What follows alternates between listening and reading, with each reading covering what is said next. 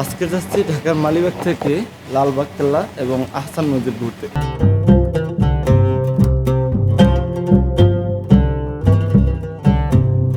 শাসনামলে এই নবাবরা, সেই রাজারা রাজপ্রাসাদে প্রবেশ করত, এই দুর্গতে ঘুরত।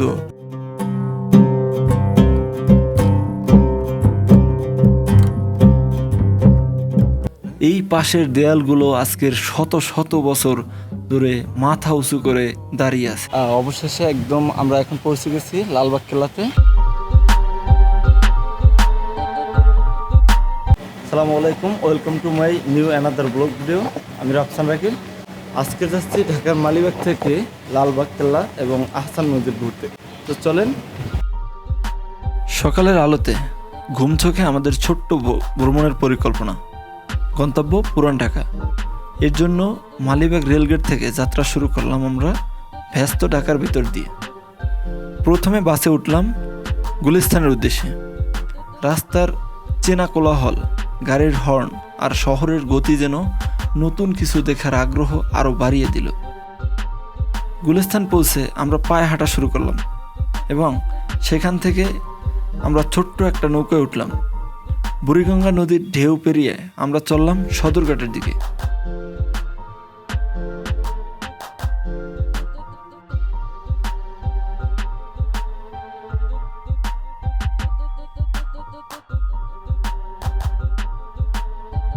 অবশেষে আহসান মঞ্জিল জাদুঘরে চলে আসলাম। এখন আমরা আসলে এসে খুবই হতাশ, কারণটা হলো আজকের আহসান মঞ্জিল মেবি বন্ধ। এখানে একটা যানবাহন এই মেইন গেটের সামনে যেটা বন্ধ আছে।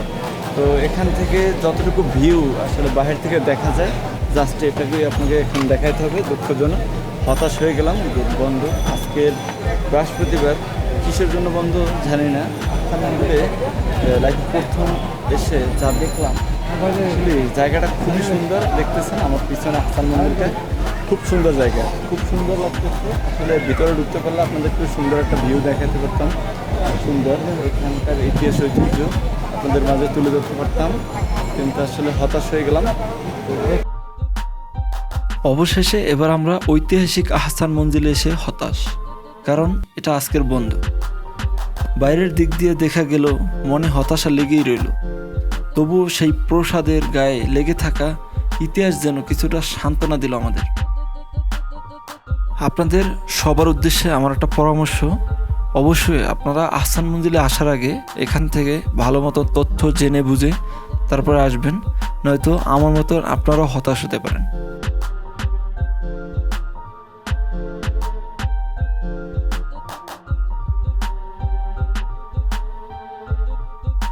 আমাদের আহসান মঞ্জিল দেখা শেষে এখানে আমরা বেশিক্ষণ দেরি না করে রওনা হলাম লালবাগ কেল্লার উদ্দেশ্যে। জনপ্রতি 20 টাকা ভাড়া দিয়ে সিএনজি করে চলে আসলাম লালবাগ কেল্লায়। তো চলেন যাওয়া যাক।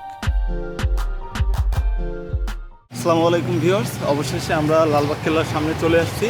এই পাশেই হলো লালবাগ কেল্লা। তো চলেন আমরা গেট থেকে ভিতরে ঢুকি।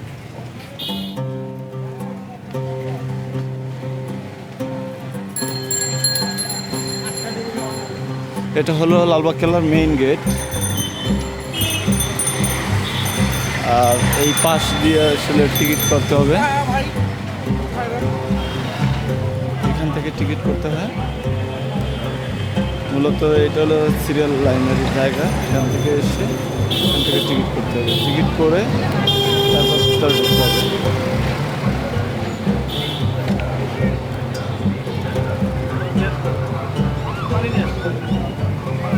জনপ্রতি 20 টাকা করে এখান থেকে টিকিট কেটে আমরা 3 জন প্রবেশ করতেছিলাম লালবাগ কেল্লার ভিতরে।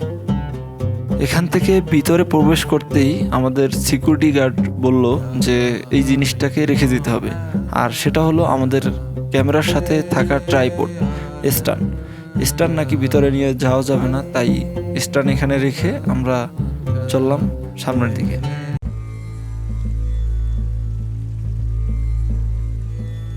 লালবাগ কেল্লায় ঢুকেই মনটা ভালো হয়ে গেল। সবুজ ঘাস, পুরাতন দেওয়াল আর সেই শতাব্দী পেরিয়ে আসা ইতিহাস আমাদের যেন ফিরিয়ে নিয়ে গেল সেই রাজকীয় সময়ে।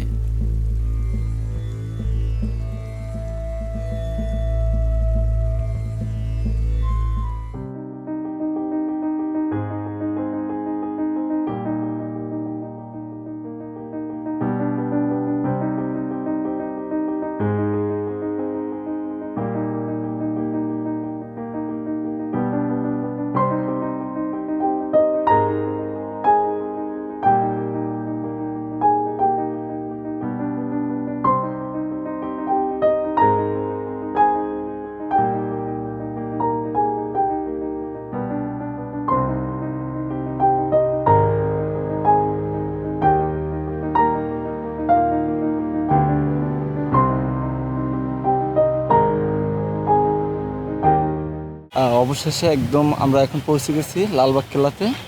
আর এই লালবাগ কেল্লাটা কিন্তু ঢাকার দক্ষিণ পশ্চিমাঞ্চলে অবস্থিত বুড়িগঙ্গা নদীর তীরে।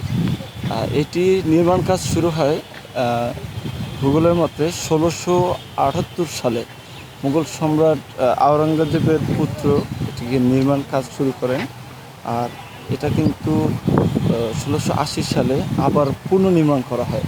এটা হলো এই লালবাগ কেল্লার মেইন কেল্লা দুর্গ বলা হয়। তো এটার চার সাইডে আরও কয়েকটা দুর্গ আছে, ওই পাশে একটা দুর্গ নির্মাণ কাজ চলে। আর এই পাশে কিন্তু একটা লালবাগ কেল্লার সুন্দর একটা মসজিদ আছে। তো চলেন আমরা এটাকে আজকে ঘুরে ঘুরে দেখি এবং আপনাদেরকে দেখাই। চলেন, লেটস গো।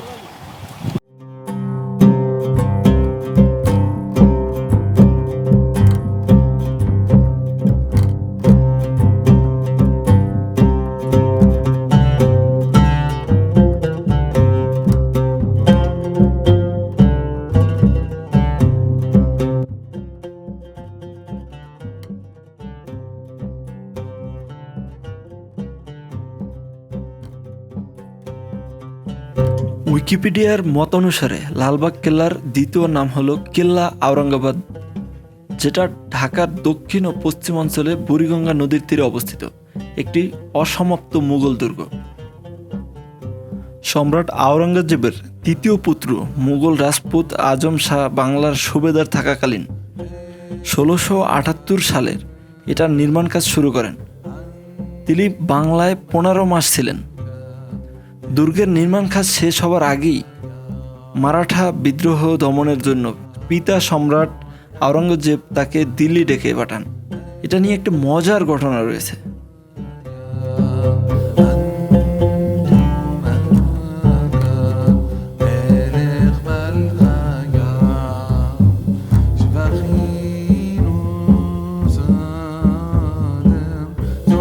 কি এক ঐতিহাসিক এবং রহস্য ঘেরা জায়গা। এই পাশের দেয়ালগুলো আজকের শত শত বছর ধরে মাথা উঁচু করে দাঁড়িয়ে আছে, সেই মুঘল সম্রাট আওরঙ্গজেবের আমলের। ভাবা যায়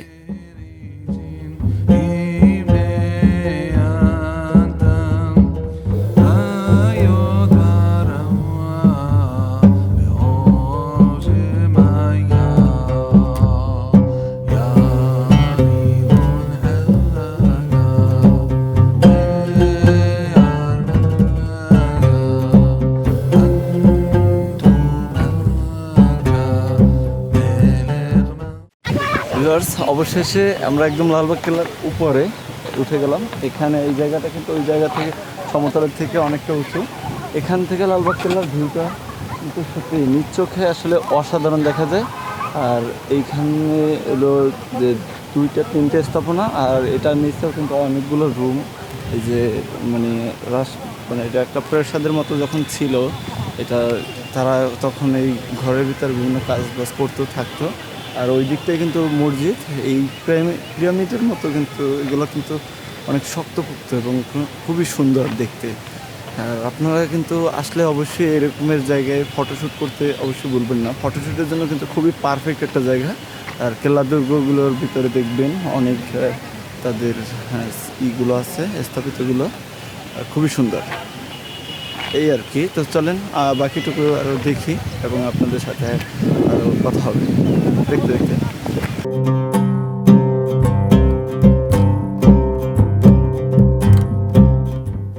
এটার উপর থেকে এই মহলগুলো, এই দুর্গগুলো দেখতেছিলাম আর ভাবতেছিলাম কি ছিল। এইখান থেকেই তো সেই শাসনামলে এই নবাবরা, সেই রাজারা রাজপ্রাসাদে প্রবেশ করত, এই দুর্গতে ঘুরত। কতই যে রহস্য ঘেরা এই স্মৃতিময় জায়গা। তো সবাই এখানে আসবেন এবং দেখবেন, আশা করি অনেক বেশি ভালো লাগবে ঐতিহাসিক ঐতিহ্য দেখে।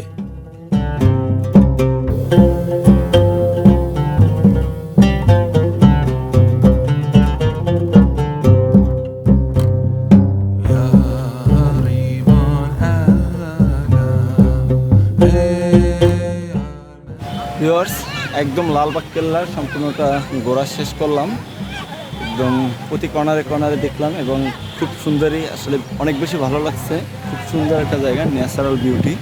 এই জায়গায় সময় কাটানোর জন্য খুব পারফেক্ট একটা টাইম বিকেলবেলা, যেটা এখন বুঝতে পারলাম। আর এই বিকেল টাইমটা কিন্তু এটা একদম ঝাঁকঝমকভাবে ভরে ওঠে। আপনারাও যদি লালবাগ কেল্লা আসেন, অবশ্যই আমার পক্ষ থেকে সাজেস্ট থাকবে বিকেলবেলা আসবেন, ঘুরলে অনেক বেশি এনজয় করতে পারবেন, আর অনেক বেশি ভালো লাগবে আপনাদের কাছে।